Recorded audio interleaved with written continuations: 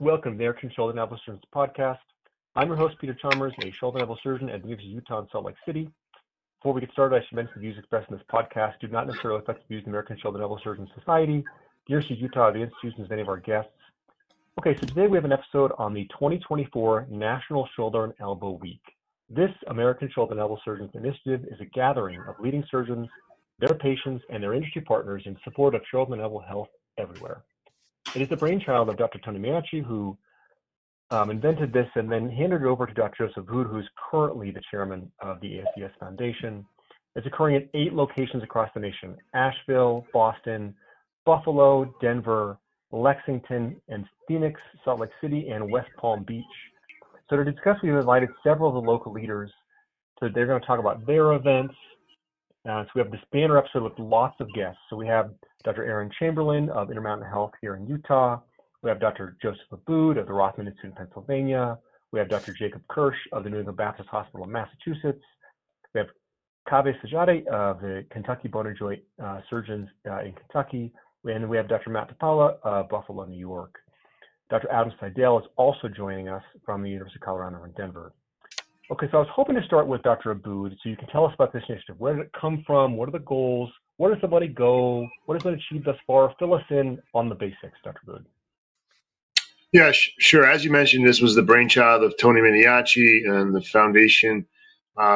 There's been a lot of work done in 2021, 2022 for the first two National Shoulder Elbow Weeks, and this year our third one in May of 2024.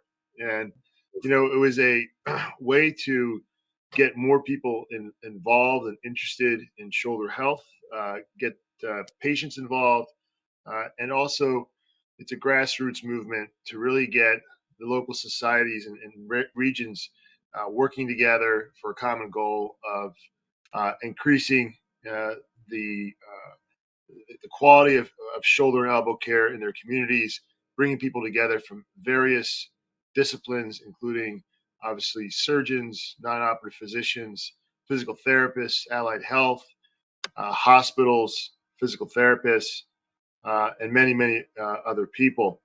And it's been a remarkable success. It has driven a lot of revenue to the foundation, but also revenue to the local communities, because there's a 50-50 split between the revenue raised, with 50% of it staying in the local community, to qualified applicants to provide research ideas that are then funded to be able to implement things that otherwise they may not have resources to do. So it's been really an exciting endeavor, and this year is promises to be the best one yet. I love the 50-50 split. Tell us, what are some of the things that the local people, the local sites have done with the funding they've received, from 2020 and 2021 when this got started?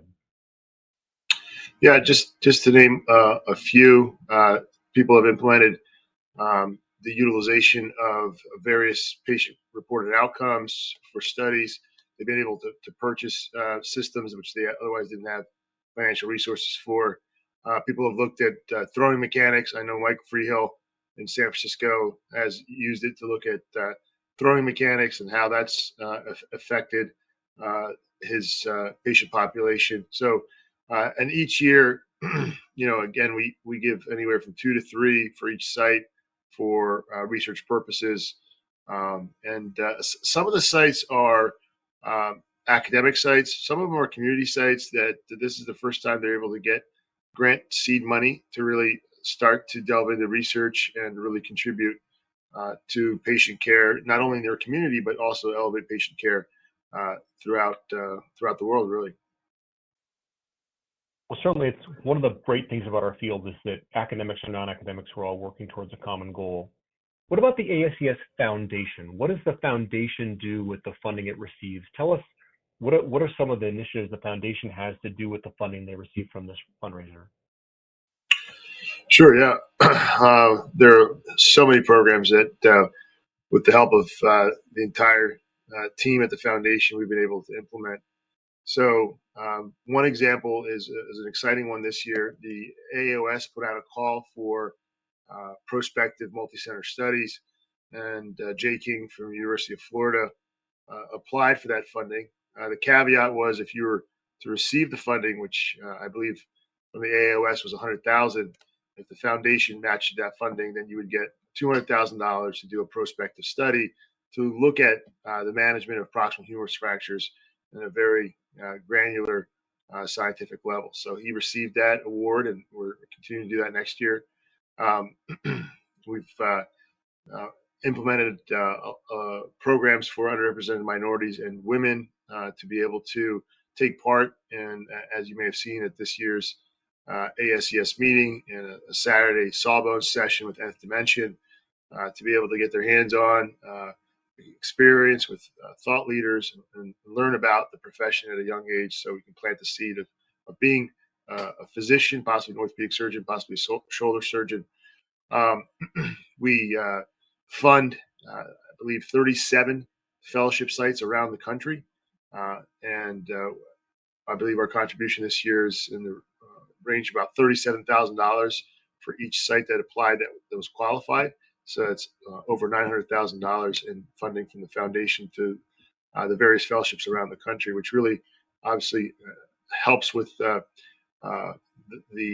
burden to those sites to be able to fund their fellowships. So those are just some examples. We also fund the traveling fellowships, the European traveling fellowships, the Asia Pacific traveling fellowships. We're starting fellowships in Australia, New Zealand, Latin America.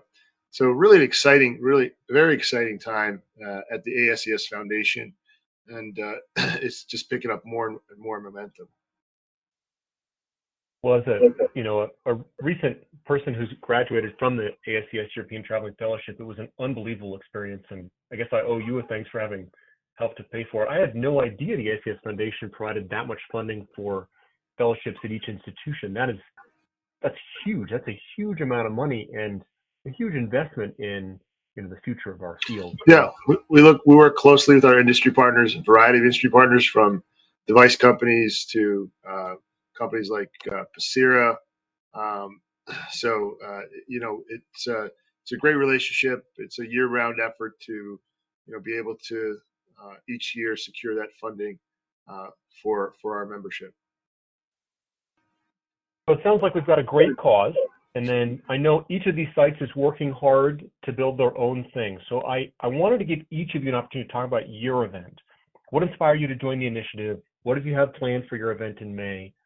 Aaron, I'm hoping you can start us off with all the work I know you've been doing to plan our event here in Utah. Definitely. With our site in Salt Lake City, and Peter, thank you for your help in helping us plan. It's been a great opportunity for us to engage in the mission that Joe just described for shoulder and elbow research as well as education. And it's been a great joint effort for the two largest healthcare organizations in the Mountain West, at least in Utah and the region in Intermountain Health and University of Utah, where you're located, Peter. And we've had a great opportunity to build the brand of the ASES and the foundation, increase the support of our industry partners as well as our community, but really to engage and educate a lot of our own surgeons in our community around the mission of ASES, the foundation, and get involvement that way. So we've had I think it's been just the planning of the event together has been a great positive in our shoulder and elbow community in our region, bringing people together, the people that otherwise wouldn't have a lot of time to cross paths. We're bringing a great event where we'll have a guest speaker who's both a patient and somebody in executive and professional sports that we're all excited to come in here and bring our surgical teams, our community members and partners in providing shoulder and elbow care, really highlighting the quickly evolving field of shoulder and elbow surgery for the community. And so it's been overall a pretty kind of comprehensively a positive experience for us in our profession as well as the foundation. Certainly agree. We've always had collegiate relationships here at Salt Lake, but I think this event has helped us to build those relationships, and I couldn't agree with you more. Tell us, you hinted, who's our guest, and then where. I know you've worked really hard to get us set up to also have a great location. Tell us just the brief overview what the event was going to look like. Right. So we're hosting the event at Rice Eccles Stadium, which is the football stadium, home stadium for the University of Utah football team, also the site of the past and maybe the future Olympics, opening and closing ceremonies, Winter Olympics. Our guest speaker is Jim Olson, who is a former shoulder patient, as well as the president of the Utah Jazz, and he's been in managerial roles in professional sports with the Utah Jazz for about 30 years. And so we're excited to have him join us. The Utah Jazz has been kind of a long-standing mainstay in our community, and so we're excited to hear about his experience managing professional athletes. All right, Jacob, tell us what you got planned in Boston. Absolutely. And thank you again, Peter, for having us on to help promote this. So we're having a pretty neat event. It'll be downtown at the Seaport on Friday. It'll be May 17th. We have a pretty eclectic group of people that formed our subcommittee. We have my partner, Andy Jawa, as well as other members, Glenn Ross, Andy Green, Bassem El Hassan, JP Warner, and Gus Mazaka. So it's kind of nice that we have multiple different institutions in our areas represented. The theme that we're kind of going with is the idea of innovation in shoulder surgery. I think Boston has a really rich history of shoulder surgery going back to, Codman and Carter Rowe. And so I really wanted to build on that and highlight that aspect of it. To that end, JP will be one of our keynote speakers kind of talking about that rich history. And then Bassem will provide another keynote address talking about how he uses these ideas that he comes up with and how he actually innovates and comes up with these procedures and how it impacts the patients that we take care of. So I'm really excited to host this event and to bring everyone together to participate in it. Our real keynote speaker will be Tenley Albright, and she's an incredible woman. She actually was the first U.S. American woman to win gold at the Olympics in figure skating. After she did that, she went to Harvard Medical School and was a Harvard-trained surgeon who actually practiced at New England Baptist Hospital before it became an orthopedic-only hospital. And now she's also a very grateful patient with bilateral reverses. So it would be a really, interesting to hear her perspective. And so we're really looking forward to putting on a really great event. And it's been great to work with, all the guys on the call and everyone else who's participated in this to kind of, raise awareness of, what we do and also help support the foundation. All right, Kaveh, tell us what you have planned. Well, we're really excited about the event we have here in Lexington. My team, I can't thank them enough. Daniel Hackett and Brent Morris and Scott Merritt really put a lot of work in with me and helped me put this together. But we're going to showcase a little bit of what people think of when they think of Lexington, and that typically is horse racing and bourbon. And so that should make it a very fun event. We're going to have it at the Keeneland Racetrack, which is a very beautiful, historic horse racing track with a very serene country type setting in it, which will be able to overlook the track from where we're hosting it. We're going to have a bourbon tasting to start the evening off, and we've been fortunate enough to get Brent Elliott to come join us. Brent is a master distiller for Four Roses Bourbon, and in 2020 was named the Master Distiller Blender of the Year at Whiskey Magazine. So he's going to bring some great insights into kind of what he thinks about when he's tasting bourbon and enjoying it. And then we'll have a couple of brief academic talks. Dr. Hackett's going to talk about augmentation and biologics in rotator cuff surgery and the advances in that. I'm going to give a brief talk about the history of shoulder replacement, just to kind of show the general audience kind of where we started and where we've come to. And then our keynote speaker, we're really lucky to have Chad Pennington, the former NFL quarterback for 11 years, first round draft pick in the NFL draft. He played for the New York Jets and the Miami Dolphins. Obviously had a big shoulder surgery during his NFL career. So he's going to talk about returning to the NFL after shoulder surgery, and then a little bit about his life journeys and how he started and built a high school football program at a school that didn't have a program before, and leadership skills that it's taken to develop that. So we're really excited. I think we're going to have a fun evening and continue to raise awareness for the foundation and what we do as shoulder and elbow surgeons in the community. Well, that sounds awesome. I'm loving the local flavor each site has, and it also sounds like each site has really done a nice job of kind of bringing local community of shoulder surgeons together. Matt, tell us what you guys planned in Buffalo. I know you guys have been working hard to get it all put together. Yeah, so we we kind of coalesced on the theme of architecture. It's kind of a roundabout story how we got there. Originally, I didn't think I'd have any hope in using sports as a theme. I just thought that might be too high cost. So I went with my gut. I felt like it had to excite me first if I was, going to get other people excited. I originally thought we were going to have art as the theme, but then I veered more towards architecture. And it turns out there's a venue here called the Darwin Martin House, which is an iconic building, a Frank Lloyd Wright designed home. And right next door is a pavilion called the Great Batch Pavilion that is an event center. And interestingly enough, until this process got going, I did not even know they did events there. So it's been a tremendous learning experience for me, which has been wonderful. It's really opened up my world. And again, I can't thank my partners enough. We've got a rather large committee. I've tried to loop in the Syracuse guys, Nate Everding and Kevin Setter and Joe Choi down in the Southern Tier, and then the Rochester group with Greg Nicandri and Sandeep Manava and Ilya Voloshin, and then my own partners, Tom DeQuinn and Mike Rao and Bob Abeloff. So thankful to all those guys. So we kind of converged on the architecture theme. To me, it's an exciting theme because I view architecture as kind of this convergence of art and engineering. And I think that's what we do. To me, when I'm operating, I feel inspired as much by the art of what we do as by the engineering. I know we talk a lot about biomechanics, but to me, it's art. And so I went out, and as I was looking, there's 2 art museums in town. And when I was looking at one of the art museums, it turned out that they have an installation that was done by a gentleman who trained as an architect, but technically is an artist. He works in the architecture school at UB. His name is Dennis Marr. And he runs this super interesting program downtown called Assembly House 150.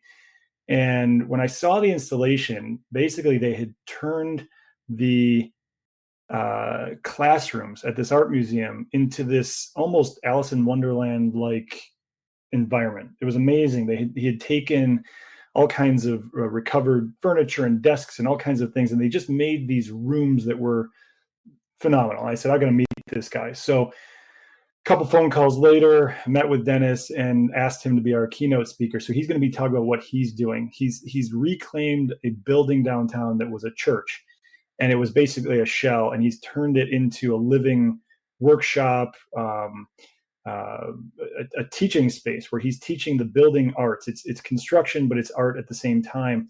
And it's just this phenomenal environment that I wanted people to know about. So he's going to be our keynote speaker and telling everybody about it. I thought there were a lot of parallels with what we're doing here. We have a phenomenal simulation center at the University of Buffalo. I mean, just a world-class laboratory with not only a cadaver lab, but all the simulation equipment. So we're going to be highlighting that in a session between 1 and 3 p.m., having some of the students come up, teach them what we're doing. But I thought there was a phenomenal parallel there with what Dennis is doing and what we're doing. We're teaching the future generation of surgeons, and he's doing that too. So he's going to lead off. One of my patients is an auctioneer, and this came up. I replaced both of his shoulders last year.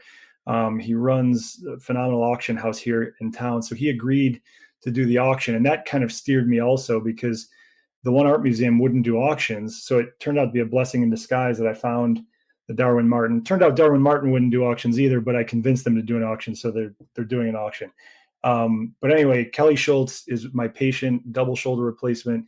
He's going to lead our auction. We're going to do some live items, but a lot of silent items as well.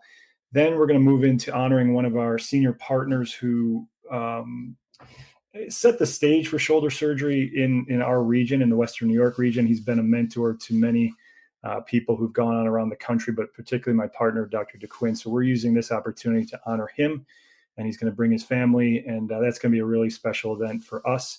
And then we're going to finish off the night with multiple talks. We have a few different ones from around the region. Dr. Choi is going to talk about shoulder surgery in the rural environment.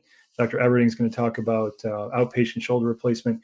I'm going to talk a little bit about our PGI research, which frankly inspired me to do this endeavor because I received a grant a few years ago through the PGI grant, and extraordinarily grateful. I think in a lot of ways has driven my energy for the project to see to it that we continue raising money to give back and create more of those types of grants. My partner Mike Rao is going to talk a little bit about sports, and then we're doing kind of multiple fast hitting talks here, 5 to 8 minutes, and then to round it out, Dr. Nicandri from University of Rochester is going to hit on that simulation theme. We have a wonderful center here, but he's really set the pace in terms of doing research on simulation in the residency environment. So yeah, we're really looking forward to it. Super jazzed. I've been able to get a lot of engagement with all different areas of the community, including we're going to have some construction folks and some architects there too. So a lot of fun. That sounds awesome. And then Adam Seidl, tell us what you're planning in Denver. What's do you also have a theme? I love the idea of a theme. That's so cool. Yeah, Peter, thanks. I'll just start by saying thanks for putting me behind Matt. We're kind of all chasing him in this endeavor. He's absolutely crushing it in Buffalo with his fundraising efforts, and obviously his ideas. We're all kind of following his lead. So awesome job. And to all the other people on the call and all the other sites, they're really doing an amazing job. So our theme is in line with some of the other cities. We are focusing on the advancing science of shoulder and elbow surgery. We have a great night planned. We are booked for Tuesday, May 14th. And one of the cool things is I think we have every night of that week covered between the sites that are involved. So we are on that Tuesday. We're hosting the event at the Denver Museum of Nature and Science, which is a very cool venue. Again, focusing on future of shoulder surgery. Several keynote speakers. We have 2 former Denver Broncos, one of which is Randy Gradishar, who just this year got inducted into the Hall of Fame. So that's super exciting. The other is Tyler Columbus, who is a kind of a local football celebrity and is a media celebrity here in Denver. And then our third keynote speaker is the first female surgeon in Colorado who's had bilateral shoulder replacements. All 3 of our keynote speakers have personally had shoulder surgery. So they'll speak on their experience with that. But super excited. Again, very thankful to be part of this mission for the ASES, and appreciative of all my committee co-members and Joe Abboud leading the way. Well, I think all of you sounds like have phenomenal events planned. It sounds like it's probably hard to overestimate the amount of effort that's probably gone into each of these events, and they're so creative and so different. Joe, tell us, what does the future hold for National Shoulder Elbow Week? I mean, this is 2024. What are you guys thinking is going to be the next iteration here? Yeah, so it's become a very competitive process, an exciting process, and so we are going to be announcing at the beginning of Shoulder Elbow Week the selected sites for 2025, and I can tell you sites that have previously hosted it are hoping to be able to host it again. We've almost also considered it at some point in the next couple of years, bringing back the most successful sites and having like a Hunger Games of sorts, of kind of the best of the best, and have them duel it out. But the exciting thing is, again, we do a good job engaging surgeons and industry partners. We are doing a better job now engaging patients and community leaders, and to really get the word out about what we do, how we do it, and really getting the support there. So from a financial perspective, again, it's done extremely well. We've been blessed with great donors and great ideas. I can't, the committee here of leaders have done a tremendous job at their sites. But I must say, Matt has been just unbelievable in his ability to bring in funding into Buffalo. So truth be told, a smaller market, when it was selected, we were a little concerned. A smaller market, well, how would that do? And he's just absolutely crushing it. And he definitely is the the godfather, the the Italian Don in Buffalo. Because I hope you're not concerned anymore, Joe. He's got everyone in Buffalo coming. I think if you're not there that night, there's going to be a problem. So, but no, it's been tremendous watching this. And honestly, the other thing that's been great, and I believe Aaron touched on this, is as our society grows, having these types of activities and opportunities to interface together brings people together that otherwise wouldn't necessarily be able to get to know each other. And so this year, with the 8 sites and the various number of co-chairs, met a ton more people. It's really such an exciting time to be a shoulder and elbow surgeon, to be part of ASES and work on the foundation side. Because at the end of the day, our goal here is to provide better care for our patients, protect our profession, make sure that shoulder elbow surgery is the best job you can get out there, and we can let doctors do their job. So it's really I think nothing but an upside. We are going to keep it at probably 8 sites, maybe 10, but we already had this year 12 applications, and we had 4 that we couldn't support last year just because of our bandwidth of how many sites we could support. So it's become very exciting and competitive. So I'm sure these folks are going to want to jump back into it in the next couple of years again. So it's fun to get a little bit of a break to get new ideas and stuff in your community, but won't be too long before we're back in some of these cities again.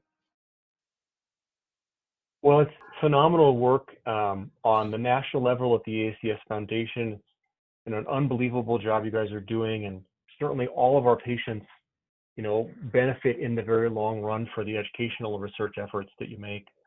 And one thing, I'm sorry, Peter, one thing that I don't want to, and this is a really important thing, Ian Byram and J.R. Rutsky, Rob Harkey, Leslie Barnes, Jonathan Reyes have done a tremendous amount of work to lead this committee for the foundation. Ian Byram and JR have just worked tirelessly to make sure everything goes smoothly. And without them, I couldn't do this, and these committee chairs couldn't do it. Well, it's great work from everyone on the committee, and it's a great cause, and great work by all the sites. Aaron, Jacob, Kaveh, Matt, Adam. I mean, it sounds like each of you has, like an awesome event planned, great guest speakers, cool themes. I wish I could go attend all of them. I think what we should do for next year is everyone should just have Joe Abboud as their keynote speaker, and we should have him attend all the events. That's my idea for 2025, Joe. You can write it down. I thought of it first. Well, the foundation jet is not here yet. Eventually, hopefully we'll have it jet. But for this year, I'm jetting up to Boston to join Jacob, just because I like to rub my fingers through his hair because he's got the best hair in the ASES. But no, I'm looking forward to it. It's going to be awesome. Matt's hair is nice as well. So he's just brushing up on his hair there to show me that. But yeah, no, you're right. Absolutely. We have somebody from the foundation or our committee of assistants attending this. So there's somebody from the administrative side attending every site, which is tremendous. Well, that is tremendous. It's, again, a great effort. That's about all the time we have for this podcast. Thanks too much to our guests. For all of our Shoulder Number listeners out there, don't forget to subscribe, and we will see you next time.